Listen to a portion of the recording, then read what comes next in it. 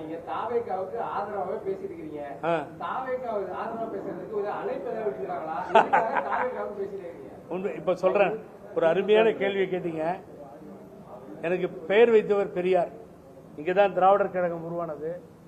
அந்த தந்தை பெரியாரை இதே சேலத்தில் அழைத்து வந்து தேர்தல் பிரச்சாரத்தில் இறக்கினால் அது பிரச்சனையிடும், தோத்துரும் திமுகன்னு சொன்ன காலத்தில் பனமரத்துப்பட்டி ராஜாராம் தந்தை பெரியாரை அழைத்து வந்து பிரச்சாரம் செய்தார்.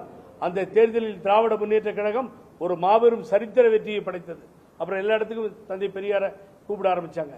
இன்னைக்கு புதுசா கட்சி ஆரம்பிச்சிருக்க விஜய் தன்னுடைய பின்னணி அந்த படத்தை போட்டா ஓட்டு வருமா இல்லையான்னு திராவிட இயக்கங்கள் சிந்திக்கிற நேரத்தில் தந்தை பெரியார பின்னணி பெருசா போட்டு அதுக்கு பக்கத்தில் அண்ணல் அம்பேத்கர், புரட்சி தலைவர் எம்ஜிஆர், பேரறிஞர் அண்ணா அவர் சொந்த ஊர்ல போய் நின்று தலைவரை பத்தி புகழ்ந்து பேசி, அஞ்சலி அம்மாள் ஆகட்டும், இப்படி நீங்க எடுத்து பாருங்க.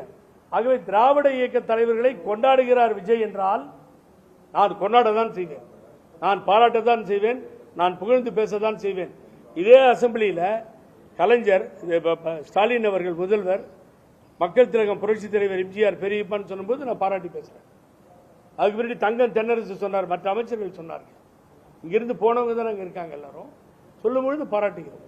அதை விஜய் ஆரம்பத்திலேயே தந்தை பெரியார் படத்தை பெரிதாக பின்னால் வைத்து அந்த கட்சியை கொண்டு வர்றார் முன்னும் பொழுது விஜய் பாராட்டுவதில் என்ன தவறு இருக்கிறது?